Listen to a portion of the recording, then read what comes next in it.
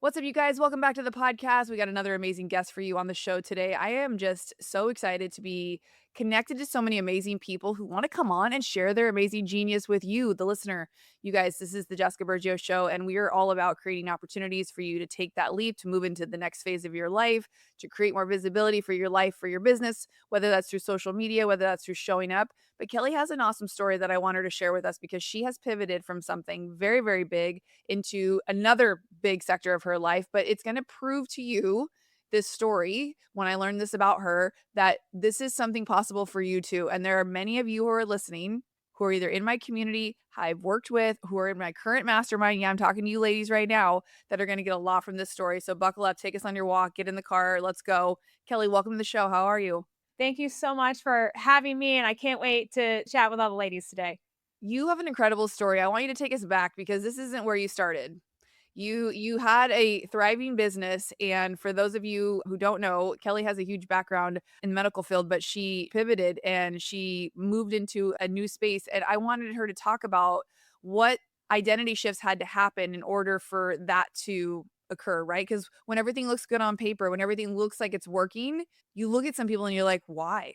Where did that come from?" So take us behind the scenes of that story and, like, kinda walk us through a quick version of, like, where you were at and kind of how you got to where you're at now. Yeah, so quickly, guys, my name is Dr. Kelly Alhooie, and I moved to Virginia from California, moved to Virginia unwillingly. Well, willingly, but my husband's dad was sick, but I did not want to be in that situation. Got a job, normal job. COVID hit.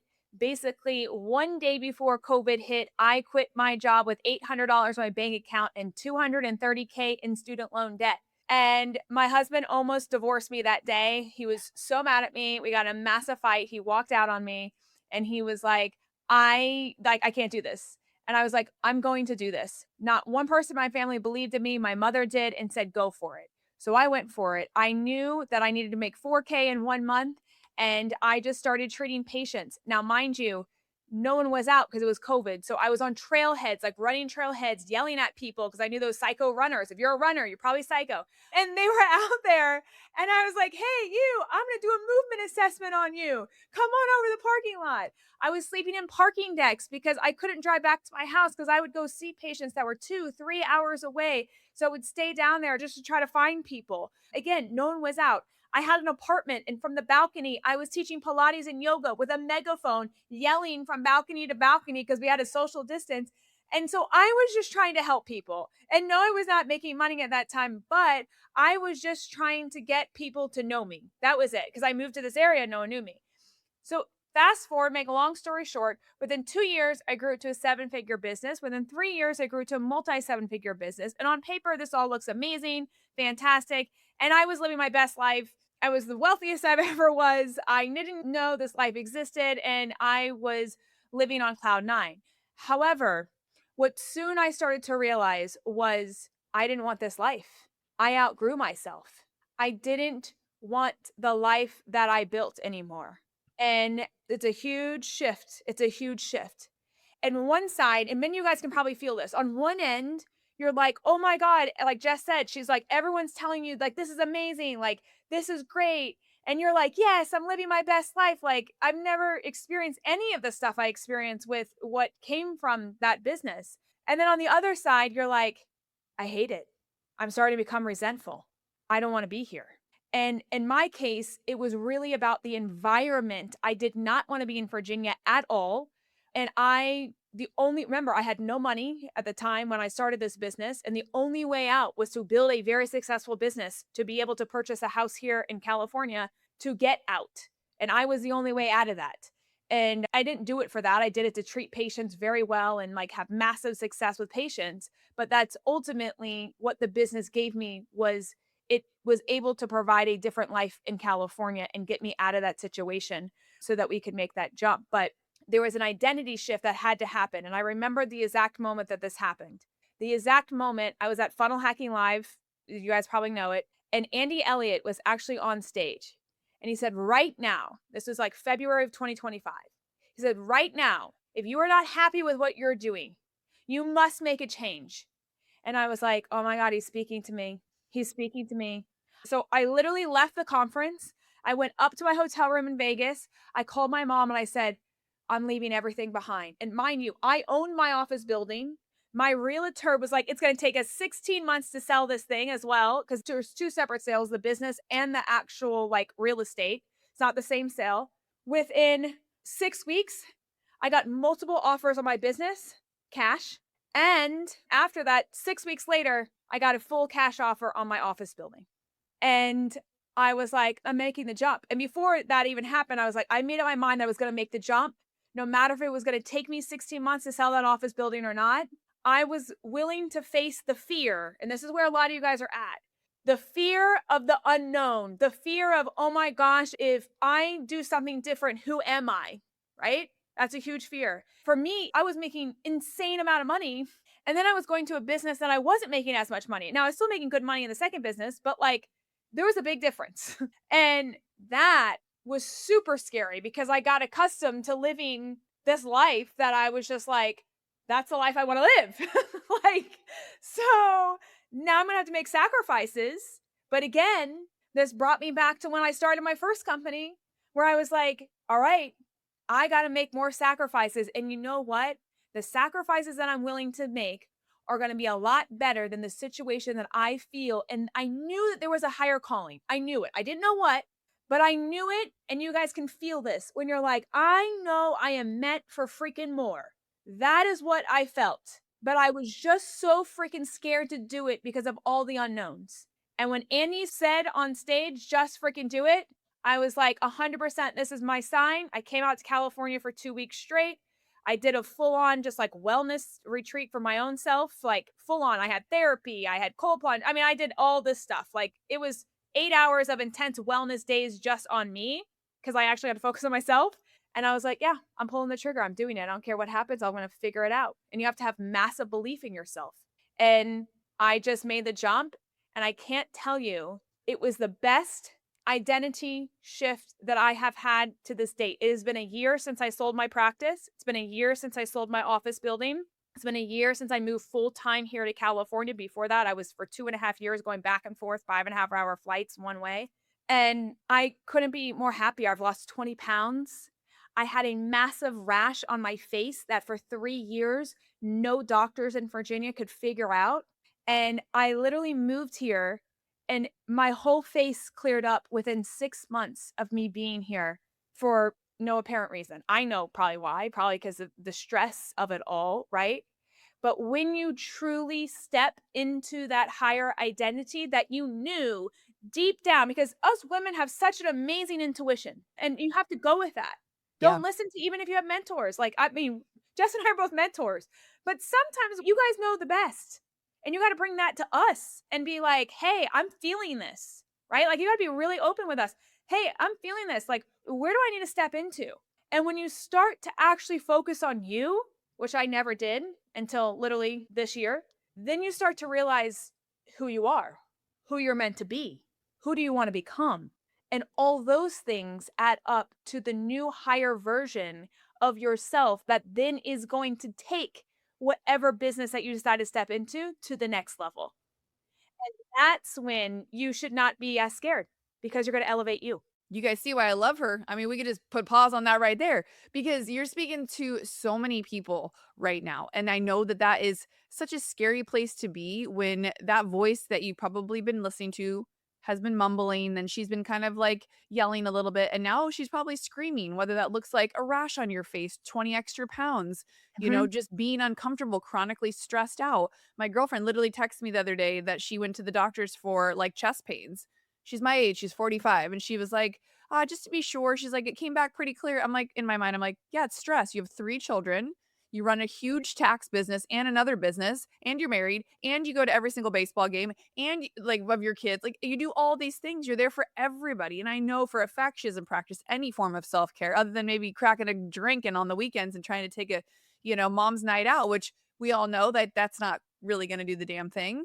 But you are speaking to so many people again, like I shared with you before we hit, record on this, that I'm currently working with inside of House of Influence, the mastermind. And this was specifically the messaging and copy that I use because there's a specific woman who we're talking to right now. And if you're listening and this is you, I'm so glad that you're here because you have to hear from other people what they've gone through and almost believe that it's possible for you too, right? Like her sitting in the room and him saying that, yeah, you'd probably already thought that I need to make a change. I need to make a change. But in that moment, the energy was hyped. You were in the right environment to like fully embody that feeling of like, okay, it's now or never. Like I'm gonna keep festering with this idea or I'm gonna fucking take action.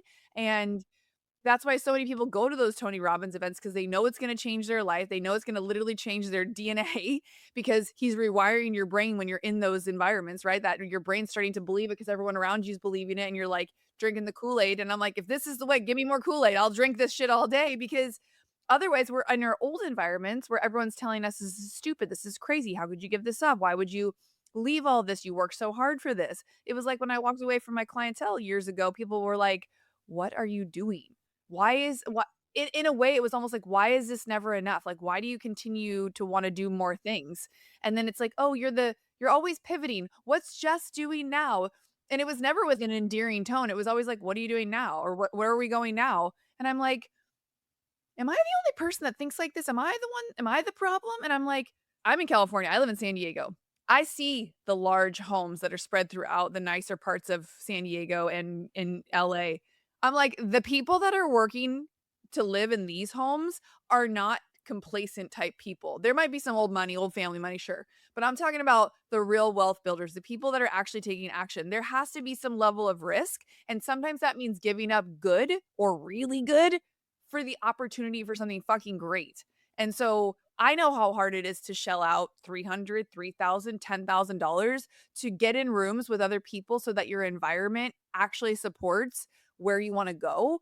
I mean, you work with women all the time around this mindset of being able to scale to 6 and 7 figures from zero, let alone going from the low six figures into a 7 figure business. So if we're speaking hypothetically to the woman who's in like transition or pivot or who's scared to pivot, like what advice do you have for somebody who's maybe not able to get into a room like you were in that day, but is feeling those same feelings of like something has to give, what I'm currently doing? Yeah, might be paying all the bills, but it's not soul filling. Like I feel like I'm stuck. I feel like I don't know what to do. Yeah. Well, the first thing I would say is, focus on you. Like for me, it was taking a trip to California, literally just walking on the beach. That's free. Okay. And it was just like literally just thinking, processing, understanding what do I truly want? Because I had massive mentors at the time telling me, do not do this. And they were my mentors for a long time. And I was like, I mean, they helped me a lot. So to not listen to them and be like, no, my soul is feeling this. And then when they said it at that event, and then I went to the beach and I was like, no, I think this is really it. Like, this is truly what would make me happy. So that's the first thing I would say. Number one, ask yourself, like, really, truly, like, whatever your brain is saying, write it down on a piece of paper because you need to get your thoughts out of your head so you don't think, well, that's not maybe true. Write it down. So that's the first thing I would say is what makes me happy. The second thing I would do is like, what also brings me peace? Like, what is something that I could do that I want to step into, no matter if it's making me money right now or not, that I would absolutely love doing? Because I know this about people, especially from coaching many women, is if you love doing it, then you integrate it into your life. And it's not like a work thing and it's not like, oh, this is business. No, it's all an integration. I always say there's no work-life balance. The more that you can integrate it, the more that you're going to crush it because it is a part of your environment. So I think that's huge. I love that. I love that. I love that. I love that. I completely agree. And it was so powerful. It was speaking to the woman who feels like she knows that there's something, like that she's meant to move on, but like things are really actually good, just like they were really good for you on paper and everybody else in your world was like, you're crazy. Why would you even think about doing this? But you knew deep down, like it wasn't serving you anymore. And what got you here wasn't where you ultimately wanted to be. Yes, you had success and, literally created something out of nothing, but it was time to move on. And I feel like people shame people so hardcore for that, especially women. With men, it's like, yeah, bro, take the risk, sell the business, let's go. Like people have conversations like this all the time, exiting, buyouts, business sales. But for women, for some reason, why? Why are we not allowed to have the same sort of like risk tolerance or adversity to taking a wild leap and moving across the country? Right. I mean, that's such a good point because, yeah, there's very few women that tend to do it. I mean, but it's like the best thing for you guys. Entrepreneurship is about elevating yourself throughout your life and living your life to the fullest.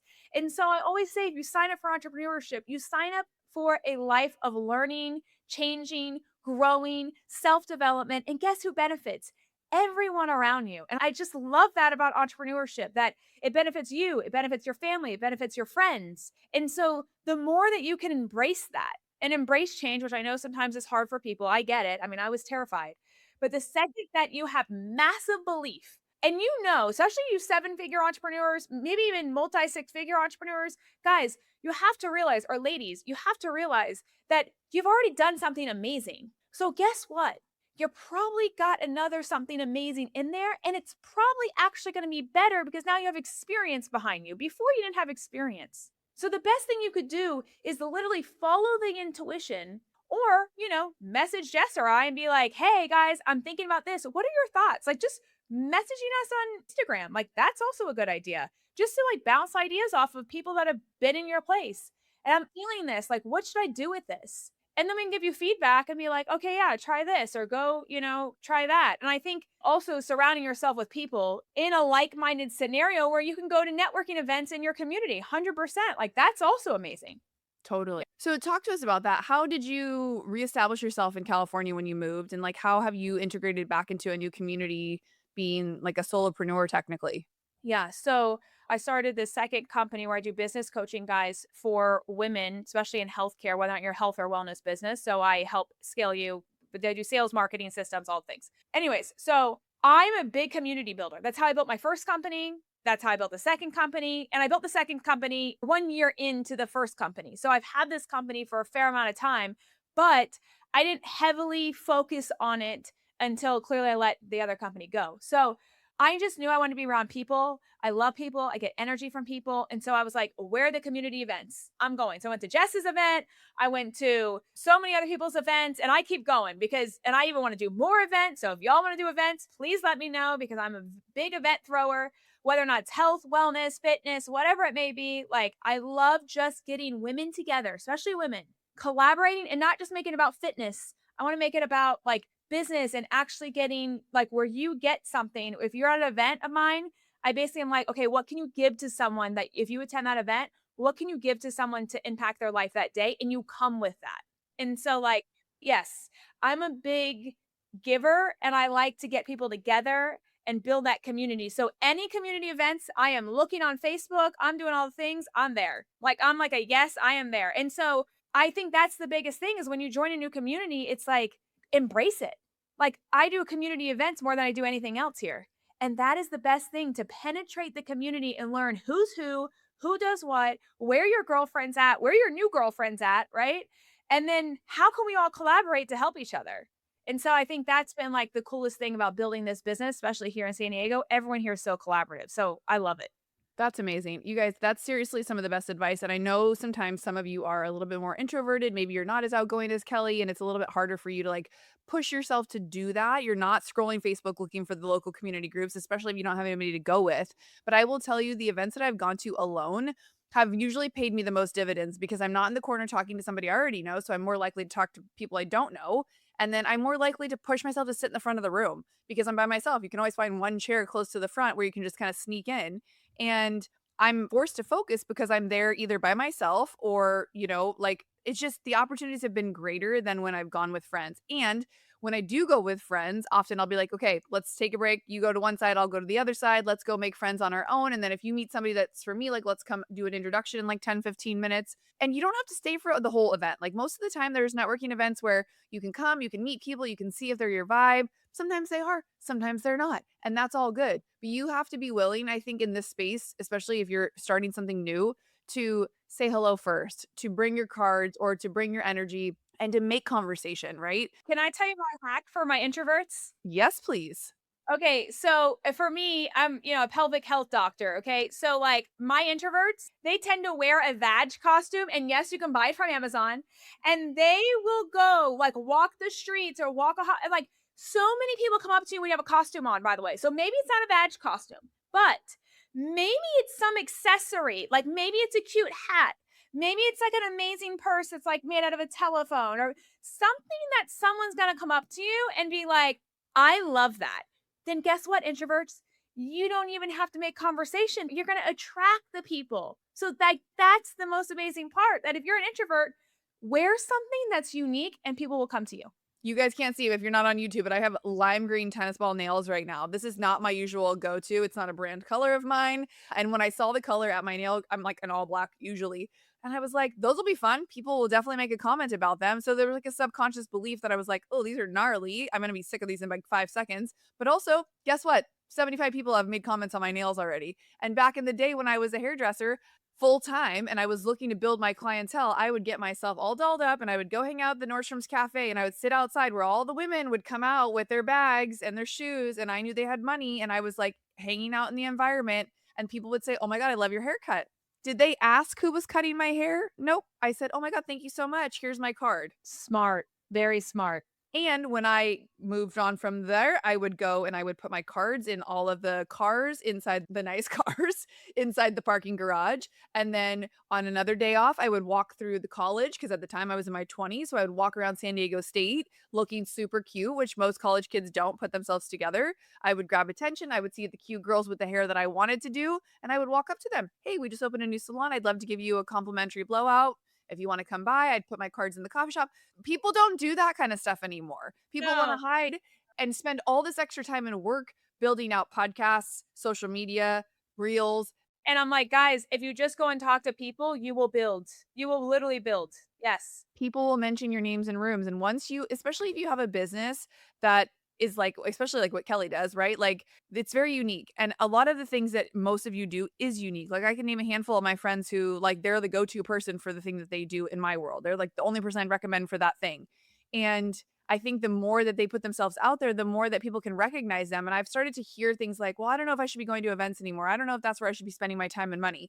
And I'm like, you want to be consistent, like, and be out there front facing where you're getting the photos from being at the events, where you're getting content with people, where you're able to take a picture and actually be in real time. Because as much as we want like these girlfriends, like there's also a different level of friendship when you're an entrepreneur, especially as a woman, where we have to surpass the transactional where like, hey Kelly, I know you. Can I just come on your podcast or will you promote this for me? There has to be like a reciprocation of some sort or some give and take, right?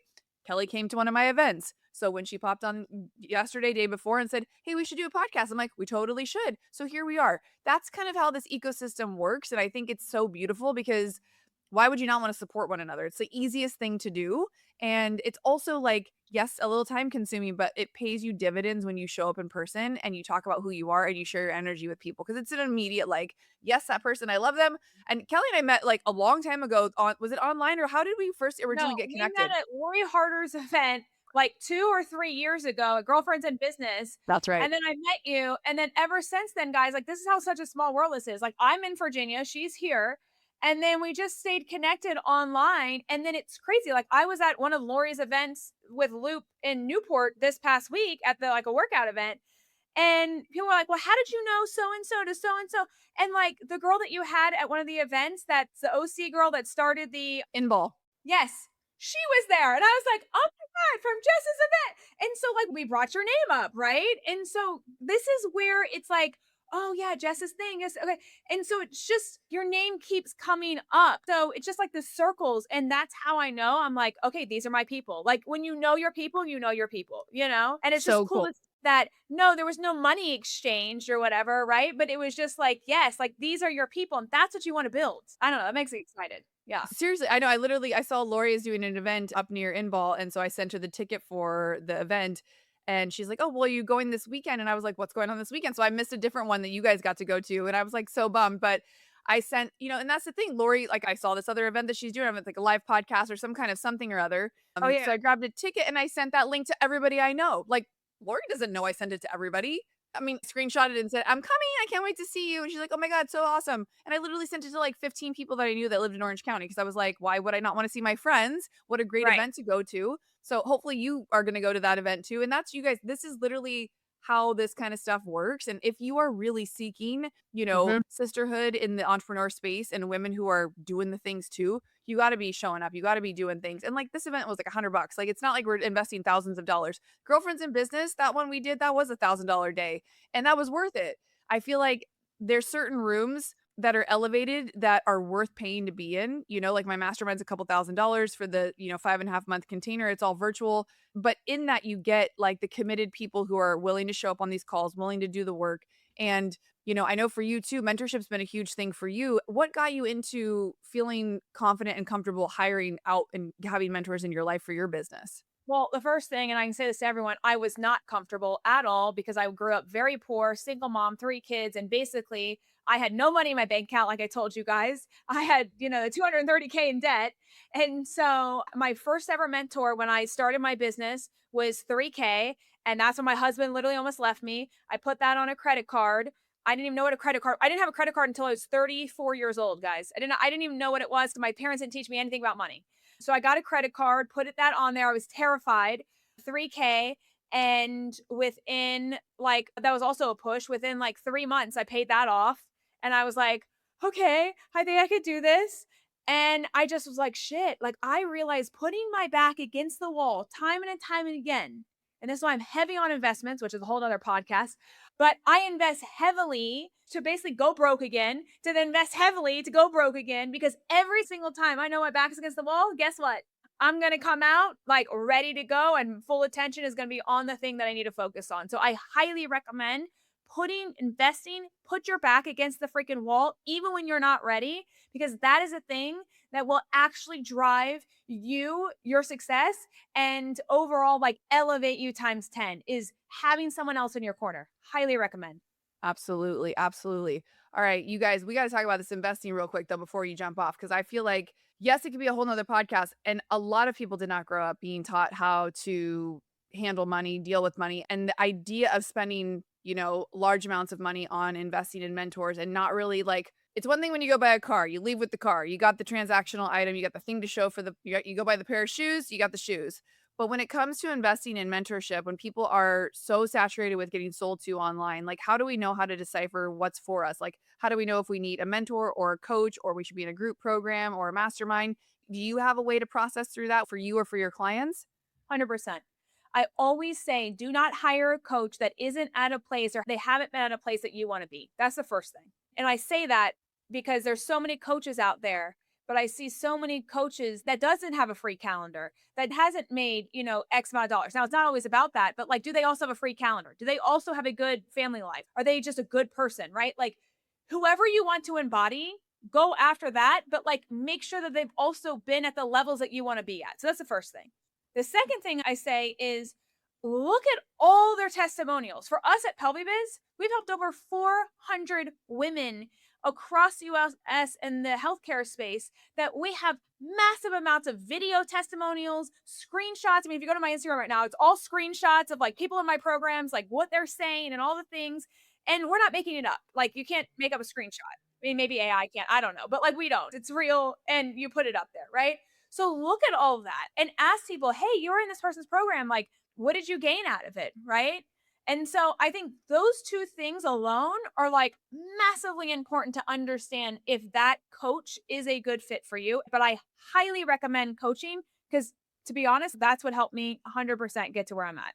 Same, same. Yeah. I feel like in the beginning, when I first started, the mastermind that I joined I regretted it for a little while because it was such a big investment. And I remember being in the rooms and people were talking about making 10K a month and 10K this. And I was like, I've been making well over that for 15, 20 years. Like, where's the real, like, but at the end of the day, what I didn't know when I was in that room was how much I already knew. And so it actually proved to me that I wasn't quote unquote just a hairdresser, that I had been a full blown entrepreneur for many, many years. And I hadn't ever really looked at myself like that. So it actually did something twofold in that room. I continued to make the good money that I was making, but I also was exposed to all the different ways that different types of people do business. But my mentors, like you said, Lori and Chris at the time, that's who was hosting the mastermind, had done the thing. I'd watched them grow, pivot, and move around to different businesses. And I was like, they're moving more into the online space. And like, that's where I want to go. So I want to learn from people who are doing the things that I want to be doing. And while I would say at the beginning of that, they didn't have clarity for us on specifically where to start because everyone was at a different starting point, what I learned was if I had gotten a coach first and only learned from one singular person rather than learning from those two, all the speakers they brought in, and the 45 people that were in the room, I would have done myself a disservice. And so I had to remind myself as opportunities started to come from being in that room, speaking opportunities, podcasting opportunities, getting free tickets to go to different events that would cost me three, four, $500. I was like, oh my gosh, because I was looking at it as like a straight up ROI, right? Like, okay, I've spent this much money, but I haven't quote unquote made that in this side of the business yet. But I was Right. like, time after time, I'm like, well, you just got into that $1,000 event. You just got to go to this $10,000 like full, like, I was like, wow, because I invested a little bit higher than I was used. I was like 8 grand to be in this mastermind. It's the most I'd ever paid for anything that I didn't know exactly what I was going to get. And I have been paid back, 100 times over, not only getting to work for them later on in the mastermind in and of itself, getting my first coaching opportunities. I just, so much of that investment now looking back, I can obviously connect the dots. So for anybody listening, like hopefully these stories are encouraging you if you are still scared to kind of put yourself out there, not knowing quote unquote what you might get out of it. I always tell people it's always what you put into it. Like today I have a coaching call or the one of the calls with the mastermind group and a couple of the women are unable to attend. And while I know they can watch the replay, that's totally fine. There's nothing like carving out the time to be where you say you're supposed to be and like show up and make the effort to connect with the people that you paid to be in the room with. I know it's a sacrifice. I know it's time away from your kids or time away from whatever else that you got going on. But at the end of the day, like I guarantee, like you said, when your back's up against the wall and like the pressure's on, you're not missing calls. You're not doing the things that your coach or mentor suggested you do. You're fucking doing the things. And so to anybody who's not getting the results that they want, like I had a girl who wanted to join the mastermind and immediately there was like these excuses that she was sharing with me of like what has happened in her previous coaching experience with the different people. And at first I kind of heard it, but then it sunk in by the third time she kind of shared like a same but different story. And I actually sat with it one night and it kind of like woke me up. I was about to fall asleep and I was like, I don't think this is the right person to work with. I don't think this container is the right one for her. And so while I didn't make that $3,500 from her investing, I saved the room and myself peace for the next 5.5 months. So back to what you said earlier about what brings you peace. How do you protect and facilitate a room where everyone else is going to benefit because you made the choice to have boundaries around what you were willing to like tolerate and or allowed to come into the space. Now could she have benefited from the room? Probably. Could there have been some things I could have managed and figured out? Yes. But I think as you're in this game longer you quickly realize like it's not always about the money, it's about the impact. And so that was an interesting aha that I had for myself where I was like, ooh, I still have to do hard things even on this side. It's not always about investing, but it's about like making sure that like you are protecting the thing that you're creating. I mean, that's amazing. Yes, you really have to. And that's how you know you are a boss when you're like, you know what? I can. Because you know, those people, they're going to complain, or I should say complain. They're going to blame. It's not complain. They're going to blame something else. And to me, that's immediate red flag, no matter whoever was the coach, because I just can see it from, I mean, I've just worked with a lot of people just like you, and I could just see it when that happens. I'm like, you had to get something out of it. Like maybe it wasn't, yeah, up to your standard, but something's got to happen, you know? So, yeah. Yeah, I think all these lessons that come through entrepreneurship are like the greatest lessons that you could ever learn in life because so many of them relate to your life too. Like being protective of like who you spend your time with. Same thing has happened with friendships over the years as I've leveled up and grown. Have you had experiences like that with female friendships and have had things kind of like be one way and then as you've leveled up or things have changed, like you've maybe lost friends or things have gone awry? So much. I mean, before I had this house here in California, I came out here for months at a time while my first business was running, without me. And I would rent out a house in downtown La Jolla and I'd be here for months. And last time that I ever spoke to my best friends, I flew them out here. They came out and they were with me for a week and all they wanted to do, their moms, no, I mean, nothing against moms, but they just wanted to get away from their kids and like have a good time and drink like our old days and party like we used to in college. And I'm like, I can't do that anymore. I don't do that actually. And they had such a hard time with it. And I was just like, oh my gosh, just like, give me a break. And mind you, I was like putting on events out here at the time. And I was working, but like working on Pelby Biz business, not the first company. And anyways, those were the last time I ever saw my best friends. And since then, I just cut ties with all my friends. I just am like, I have become such a different person that I can't even relate to it anymore. I just can't. And I was okay with that. At first, you're like, oh my God, like I'm so lonely. And this is why you need people because entrepreneurship is lonely. However, what I've come to grasp is I actually just want to build this such a community, especially in San Diego, around entrepreneurship, women, and like supporting each other. Cause that to me is now my new girlfriends, you know? Yes. And I think that's 100% okay to do. Mm, thank you for sharing that, and I'm glad you let me ask that. I just it's such a hard reality and such a harsh reality sometimes to have those experiences, and they can come from the form of, like, your old best friends or, like, new business partners, people that you work with or that you feel like you're gonna connect with, and then you have a falling out or a misunderstanding or you don't want the same thing at the end of the day. And I think at the end of the day, what's so sad and frustrating for me is that people sometimes are unwilling to have those conversations, and it's like, I feel like we compare men and women a lot, but I feel like men are less likely to avoid the hard conversations, whereas women sometimes do things in a way that you're like, if you had just said something, like, we could have had a conversation about it and all would have been well. And so that's happened to me recently. And I just was reminded again of the fragility of what you think you have sometimes with somebody and then what the reality could actually be because everyone's having a different experience and everyone's dealing with their own shit at home, right? So I've learned to not take things as personal, like if it happens to me, but also I've learned to like be unapologetic with my boundaries too. Like if someone asks something of me and I don't feel comfortable doing it, or I feel like they're just an asker, I'm like, yeah, I'm not available for that. And, it's interesting because it is hard to say no. It is hard to tell somebody no. But at the end of the day, like you have to protect your brand. You have to protect like the authentic part of you that is now maybe different than you used to be or a different version that someone's used to dealing with. And it's hard. And I think, yeah, I do agree with you that I do feel at times entrepreneurship is lonely, but there's a lot of things that we got to do on our own because it's our vision, it's our mission, and no one else understands it but us. And so, you guys, if you are feeling lonely, if you are feeling disconnected, like hopefully you're listening to this podcast and you feel a little more connected. Hopefully you are getting in people's worlds like Kelly and I. And if there are events, you're putting yourself in the room. If you want a list of events, just DM either of us, see what we're up to. If you're in Southern California, come hang out with us.